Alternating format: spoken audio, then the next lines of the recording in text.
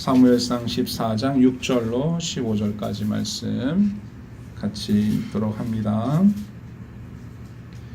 요나단이 자기의 무기를 든 소년에게 이르되 우리가 이 할례 받지 않은 자들에게로 건너가자. 여호와께서 우리를 위하여 일하실까 하노라. 여호와의 구원은 사람이 많고 적음에 달리지 아니하였느니라. 무기를 든 자가 그에게 이르되 당신의 마음이 있는 대로 다 행하여 앞서가소서. 내가 당신과 마음을 같이하여 따르리이다. 요나단이 이르되 보라, 우리가 그 사람들에게로 건너가서 그들에게 보이리니 그들이 만일 우리에게 이르기를 우리가 너희에게로 가기를 기다리라 하면 우리는 우리가 있는 곳에 가만히 있어서 그들에게로 올라가지 말 것이요, 그들이 만일 말하기를 우리에게로 올라오라 하면 우리가 올라갈 것은 여호와께서 그들을 우리 손에 넘겼음이니 이것이 우리의 표징이 되리라 하고, 또 우리 다 블레셋 사람들에게 보임에 블레셋 사람이 이르되 보라, 히브리 사람이 그들이 숨었던 구멍에서 나온다 하고, 그 부대 사람들이 요나단과 그의 무기를 든 자에게 이르되 우리에게로 올라오라, 너희에게 보여줄 것이 있느니라 한지라. 요나단이 자기의 무기를 든 자에게 이르되 나를 따라 올라오라, 여호와께서 그들을 이스라엘의 손에 넘기셨느니라 하고, 요나단이 손발로 기어 올라갔고 그 무기를 든 자도 따랐더라. 블레셋 사람들이 요나단 앞에서 엎드러짐에 무기를 든 자가 따라가며 죽였으니 요나단과 그 무기를 든 자가 반나절가리 땅 안에서 처음으로 쳐 죽인 자가 20명가량이라. 들에 있는 진영과 모든 백성들이 공포에 떨었고 부대와 노략군들도 떨었으므로 땅도 진동하였으니 이는 큰 떨림이었더라. 아멘. 선지자가 사무엘 선지자가 군영에 다녀갔죠. 그 뒤로 오히려 군의 사기가 떨어졌습니다. 왜냐하면 사울 왕이 제사장이 도착하지 않았다고 해서 자기 임의대로 제사를 집례함으로 인해서 하나님께 큰 책망을 받았고, 또 왕의 왕위가 견고하지 못할 것이다 라고 하는 이러한 충격적인 메시지를 전하고 떠나버렸기 때문에 왕도 백성들도 다 사기가 떨어졌고, 또 그렇지 않아도 숫자가 모자란데 군사들이 다 물러가고 600명밖에 남지 않았습니다. 만약 여기서 본문은 말하고 있지 않지만 요나단이 그 사실을 알았을까 몰랐을까 한번 상상해 봅시다. 요나단이 사울이 사무엘에게 들었던 그 충격적인 메시지를 알고 있었을까? 아니면 몰랐을까? 사울이 사무엘과 단둘이만 그 얘기를 했을까? 아니면 누구에게 전해서 들었을까? 그건 모릅니다. 그러나 겉으로 나타난 모습은 이스라엘 군대의 사기가 땅에 떨어졌고 군사도 다 도망치고 몇 명 안 남았고 또 여기저기 숨었는데 두려움에 떨고 있었다라고 하는 거죠. 더군다나 상대 적군의 수는 엄청나게 많았기 때문에 이 전쟁은 이제 여기서 완전히 패하는 것이 아닌가, 이런 상황에 놓여 있었는데 이스라엘 백성들에게 엎친 데 덮친 격으로 상황을 보면 이스라엘 군대에는 변변치 않았습니다. 군사의 수도 변변치 않았지만 군인들이 갖고 있는 무기도 변변치 않았는데, 우리 앞선 13장 22절을 보시면 싸우는 날에 사울과 요나단과 함께한 백성의 손에는 칼이나 창이 없고 오직 사울과 그의 아들 요나단에게만 있더라. 이게 무슨 말이냐? 당시에는 블레셋이 철기 문명을 가지고 있어서 블레셋은 철병거라든지 칼이라든지 창이라든지 이런 게 있었지만 이스라엘 사람들한테는 그런 문명을 완벽하게 받아들이지 못한 상태에 있었고, 그 문명을 갖고 있던 블레셋 사람들에게 이렇게 도움을 받는 정도였어요. 그 앞에 19절에 보면 그때 이스라엘 온 땅에 철공이 없었으니 이는 블레셋 사람들이 말하기를 히브리 사람이 칼이나 창을 만들까 두렵다 하였음이라. 온 이스라엘 사람들이 각기 보습이나 삽이나 도끼나 괭이를 벼리려면 블레셋 사람들에게로 내려갔었다. 기술을 전수를 안 해주는 거예요. 철기 문명을 받아들이고 싶어도 블레셋 사람들이 주지를 않아요. 가르쳐 주질 않고 빌려는 주겠다. 그리고 정 원하면 우리 나라로 와서 우리 땅으로 내려와서 뭐 이런 농기구 같은 것을 이렇게 빌려가거나 사갈 수는 있어도 철 가지고 뭐 창이나 칼을 만드는 기술을 가르쳐 주지 않았기 때문에 이스라엘 사람들은 없어요. 네. 철을 만들 수 있는 능력도 없지만은 그걸 보유하고 있지를 못했어요. 오직 왕하고 왕자한테만 칼이 있었다 이거예요. 그러면 적군 수와 우리 아군의 숫자도 엄청나게 차이가 나는 데다가 무기도 변변치 않고, 예. 거기다가 군사도 다 도망가고 사기도 다 떨어지고, 이렇게 왕도 그런 말을 들었으니 무슨 기분이 나겠어요? 그렇게 낙심하여 있는 상태였다. 그때에 요나단이 아버지 사울에게 말하지 않고 자기 부관하고 단둘이서 적진에 들어가기로 합니다. 이것으로 미뤄볼 때 요나단이 아마도 이 사실을 알고 있었던 것 같아요. 아버지에게 얘기해봐야 아버지가 분명히 찬성하지 않을 거고, 또 이 상황에서 뭐라도 내가 해야 될 것 같은데 왕자로서 내가 무슨 역할을 할 수 있을까를 생각한 나머지 죽기를 각오하고 자기 부관하고 단둘이 적진에 들어가서 적진의 전초기지 앞에 나와 있는 그 본진은 뒤에 있고 앞에 나와 있는 적진을 공격하기로 합니다. 그래서 14장 1절을 보세요. 하루는 사울의 아들 요나단이 자기의 무기를 든 소년에게 이르되 우리가 건너편 블레셋 사람의 부대로 건너가자 하고 그의 아버지에게는 아뢰지 아니하였더라. 그러니까 비밀로 하고 둘이만 가는 거예요. 잘못돼도 자기 둘만 죽고 말려고 가는 거죠. 근데 왜 갑니까? 진짜로 죽으려고 가지만 죽기 위해서 죽는 게 아니라 살기 위해서 죽으러 가는 거죠. 나와 내 부관이 희생해서 우리 부대에 사기를 올릴 수 있을 거라고 생각을 한 것 같아요. 그래서 요나단이 자기 부관에게 말을 하는데 그 하는 말을 잘 들어보세요. 요나단과 사울의 다른 점이 나타나요. 사울과 요나단은 완전히 아버지와 아들이지만 달랐습니다. 6절을 보세요. 6절에 요나단이 자기의 무기를 든 소년에게 이르되 우리가 이 할례 받지 않은 자들에게로 건너가자. 첫 번째, 할례 받지 않은 자들에게 건너가자라고 하는 것은 정체성입니다. 블레셋 사람과 우리 이스라엘 사람은 다른 민족이다. 쟤네들하고 우리하고는 같은 민족이 아니고 우리는 할례 받은 하나님의 백성이다. 나는 하나님의 백성이다. 그렇기 때문에 저들을 하나님이 물리칠 수 있도록 도와주실 거라는 믿음이 있는 표현이에요. 저 할례 받지 않은, 요즘으로 말하면 저 세례받지 않은 불신자와 세례받은 내가 어떻게 같겠냐 이렇게 생각을 하는 거죠. 하나님 보시기에 말이죠. 세상적인 관점에서 보면, 세상적인 관점에서 뭐 지위와 능력을 가진 사람이 나보다 더 강해 보일지 모르지만 하나님의 입장에서는 나는 하나님의 백성, 세례받은 하나님의 백성이고 저 사람은 하나님을 섬기지 않는, 하나님이 보실 때 하나님을 거역하는 하나님의 적이기 때문에 내가 저 사람들보다 오히려 더 강한 하나님을 모시고 있다. 이렇게 생각을 하는 거죠. 두 번째는 뭐냐면 여호와께서 우리를 위하여 일하실까 하노라. 우리가 하나님의 백성이기 때문에 하나님이 우리를 위하여 일해 주실 수도 있다. 그러니까 우리가 한번 해보자. 우리는 근본적으로 할례 받은 백성이 아니냐. 그렇게 얘기를 합니다. 또 세 번째, 여호와의 구원은 사람이 많고 적음에 달리지 아니하였다. 이건 구약 때부터 쭉 지금까지 이어져 오는 하나님이 어떤 하나님이냐에 대한 지식이에요. 하나님의 지식.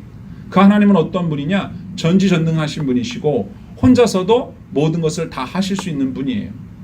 이스라엘 백성이 광야에서 경험했던 하나님, 애굽에서 광야로 나올 때 10가지 재앙을 통하여 이스라엘 백성들에게 보여주셨던 하나님의 모습, 적진을 물리칠 수 있도록 이제까지 보여주셨던 많은 모습들, 또 사사시대를 통해 오면서 한 사람이 뭐 당나귀 턱뼈 가지고 막 3,000명 무찌르고 막 600명을 블레셋 사람들을 쓰러뜨리고 했던 이런 사건들을 많이 전해 들어왔기 때문에 하나님이 어떤 분으로 기억되고 있느냐?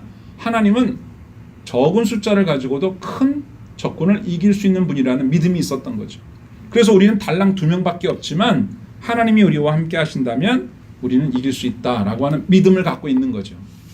벌써 이 요나단의 마음은 달라요.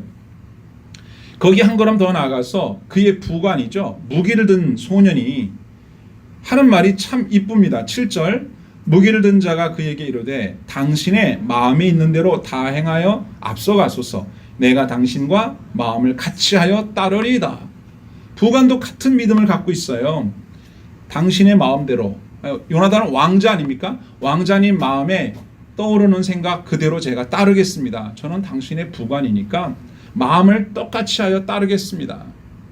여러분 이게 중요한 표현입니다. 누군가가 리더가 이렇게 하자 그랬을 때에 내 마음에 들지 않아도 복종하는 마음으로 순종하는 마음으로 그렇게 따라합니다. 마음은 같지 않을 수 있어요. 근데 더 중요한 건 마음을 같이 하여 따라가는 게 더 중요하죠. 한 마음이 되는 게. 근데 사람이라는 게 꼭 한 마음이 될 수는 없어요. 여러분이 무슨 일을 결정할 때에도 모든 사람이 다 한 마음이 되면 좋지만 한 마음이 안 될 수도 있어요. 생각은 다를 수 있으니까. 의견은 다르기 때문에 리더가 결정하면 뭐 내 생각은 좀 다르지만 그렇게 하기로 했으니까 일단 믿고 따라가겠습니다. 이것도 훌륭하죠. 그런데 더 훌륭한 건 그의 마음과 내 마음을 일치시키는 거죠. 한 마음으로 따라가는 거예요. 사실 우리의 인생길이라는 게 그래요. 하나님의 뜻을 다 몰라요. 그리고 주님이 말씀하시면 그대로 다 못 믿어요. 다 믿어지지도 않고 다 이해도 안 되지만 하나님 말씀이니까 따라갑니다. 따라가요. 그러나 충성된 주님의 사람들은 하나님과 내 마음을 일치시키려고 합니다. 그래야 기쁨으로 순종할 수 있거든요. 행동은 따라가지만 마음이 안 따라가면 언젠가 불평불만이 나오게 되어 있죠. 이스라엘 백성들이 바로 그랬던 거예요. 광야에서 그들은 얼마나 불평불만을 많이 했나요? 왜 그래요? 그 사람들은 시간만 나면 틈만 나면 애굽으로 돌아가면 좋겠다. 괜히 왔다. 자꾸만 이런 얘기를 한단 말이죠. 지금 발걸음과 방향은 가나안 땅으로 가고 있으면서도 마음은 저쪽에 있는 거예요. 그래서 항상 이런 문제가 생겨요.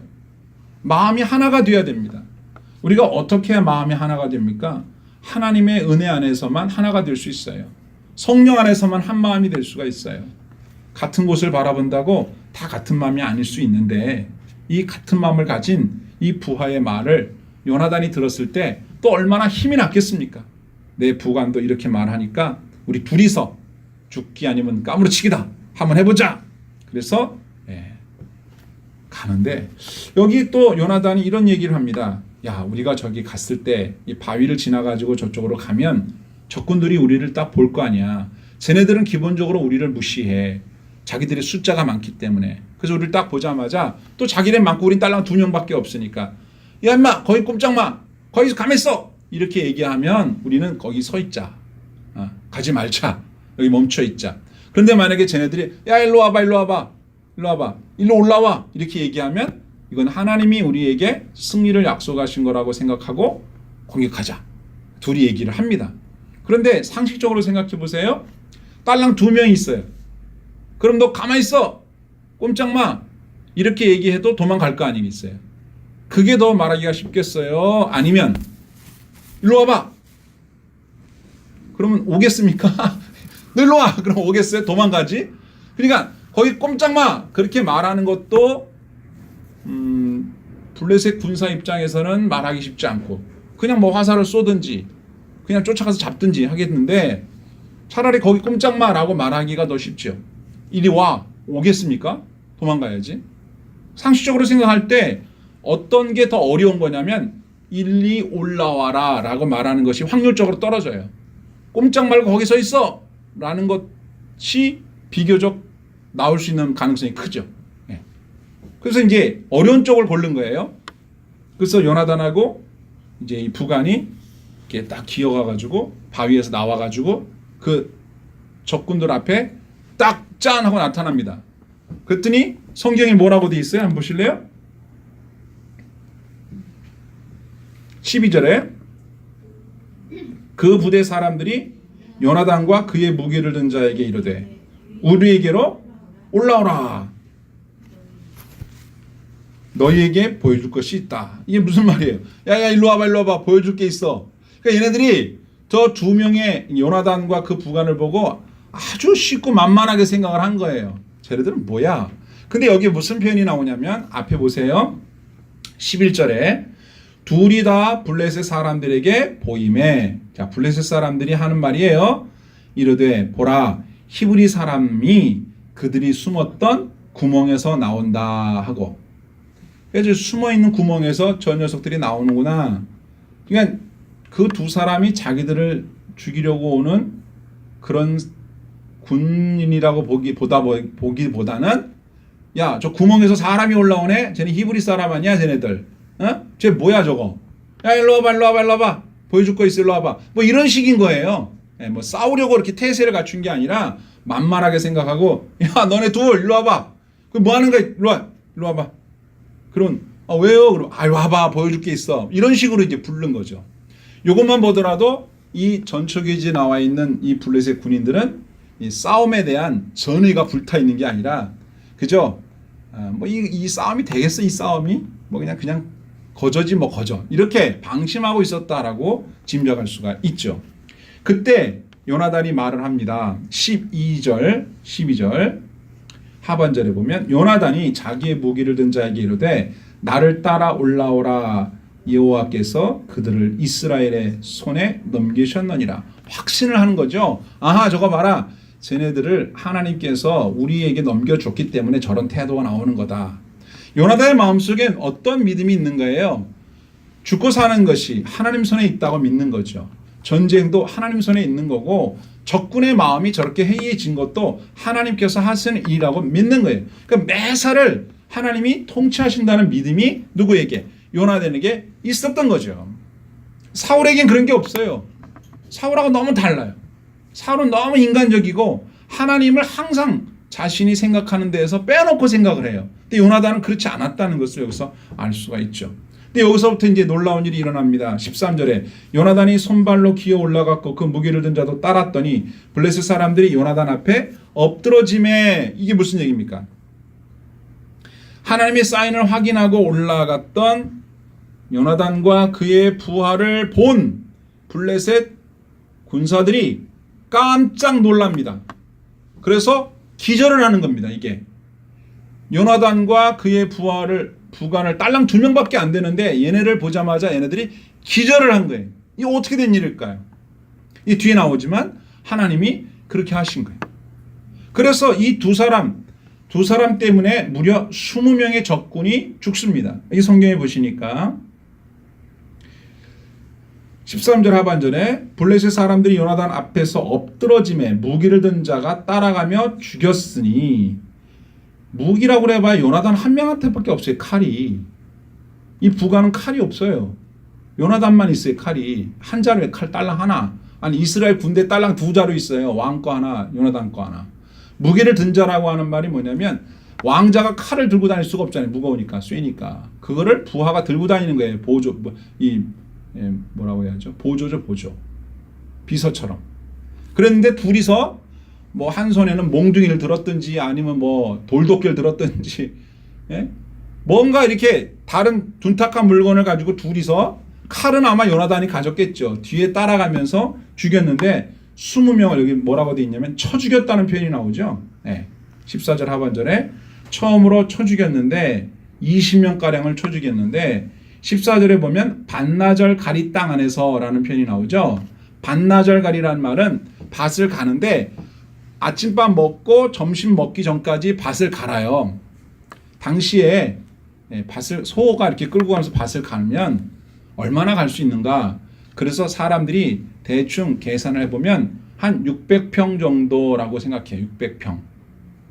그러니까 우리 교회가 100평이 안 되는데 요거가 한 7, 8개 있는 넓이라고 생각하면 축구장 크기 한 600평이라고 하면 축구장 한 3개나 4개 정도 넓이, 이렇게 넓은 들판이죠. 이렇게 그 정도? 3개 정도? 그 정도 넓이에서 싸운 거예요. 그래가지고 20명을 죽여요. 네. 이 말은 무슨 말을 의미하는 거냐면 그저 많이 넓지도 않은 지역 안에서 20명을 무찔렀다. 그러니까 많이 돌아다니지 않고 그 좁은 공간 안에서 그 조그만 그 벌판 안에서 싸웠는데 짧은 시간 동안에 20명과 싸워서 이겼다 이 말이에요. 두 명이 20명을 죽인 거예요. 한 사람 앞에 10명씩을 죽인 거죠. 네.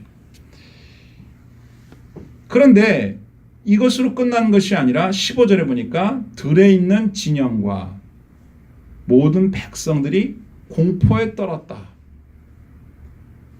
이 두 사람 때문에 전초기지를 비롯해서 다른 진영에 있는 블레셋 사람들이 공포에 떨었다. 그래서 영어 성경에 보니까 여러분 아는 패닉이라는 표현을 썼어요. 패닉.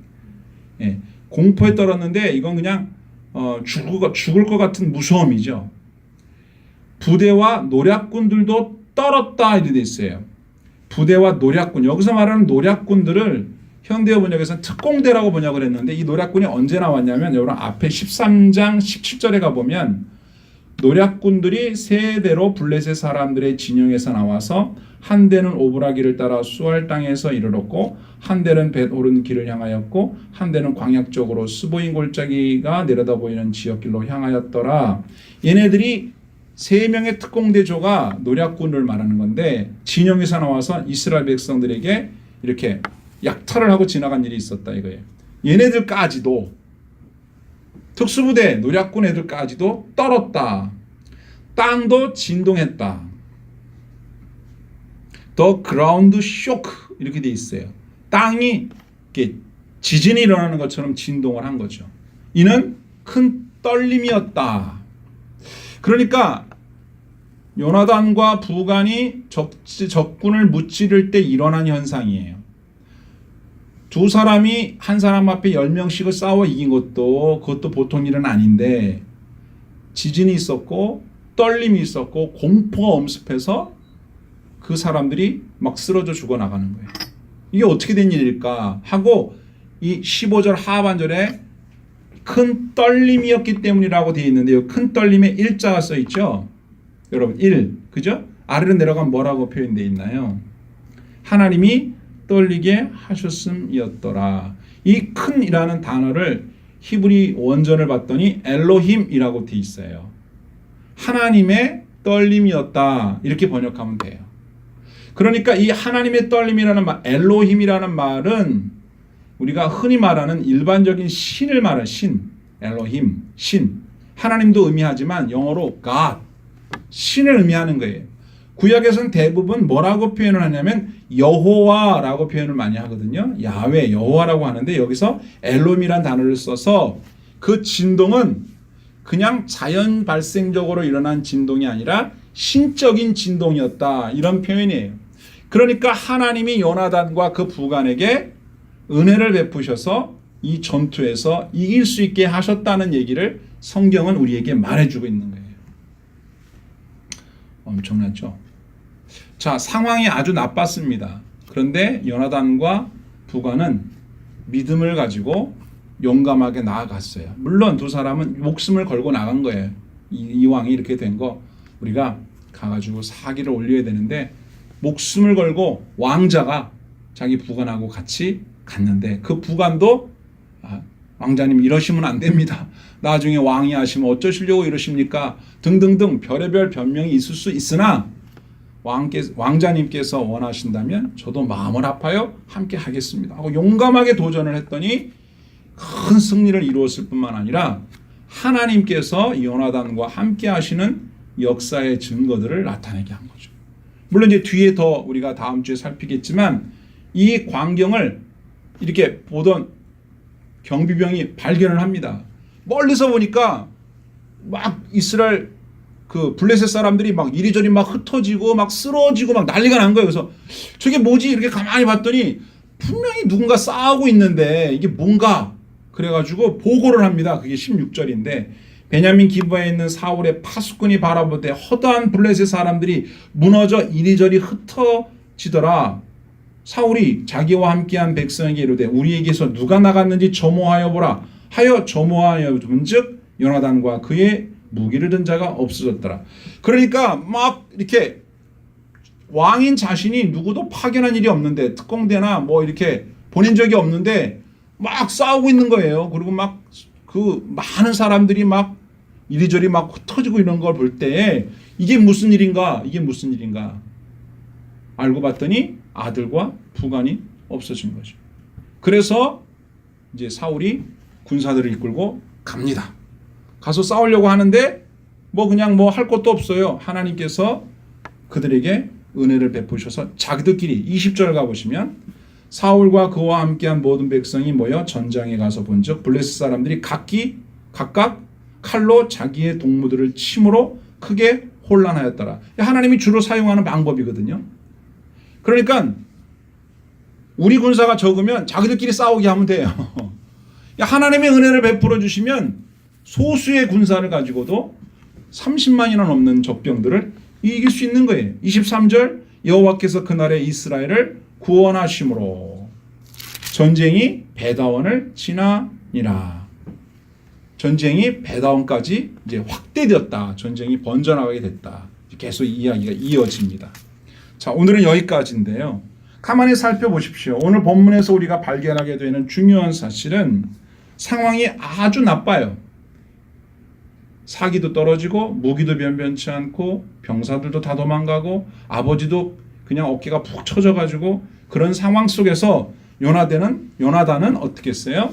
실망하거나 낙심하지 않고 하늘이 무너져도 솟아날 구멍이 있다. 이런 정신을 가지고 무엇인가 할 수 있는 일이 없는지를 찾아봤던 거죠. 그리고 그는 하나님을 의지했던 거예요. 무모하게 그냥 용감하게 돈키호테 같이 나간 게 아니라 하나님을 의지하는 그 믿음으로 용감하게 나아갔다라고 하는 상황. 이것이 하나님의 역사를 이끌어내는 놀라운 용감한 행동이었음을 우리에게 가르쳐주고 있어요. 상황이 나빠도 믿음으로 말하고 앞으로 나아가면 하나님이 도와주셔서 놀랍게 승리한다 하는 것을 가르쳐주는 말씀입니다. 찬송 같이 합시다.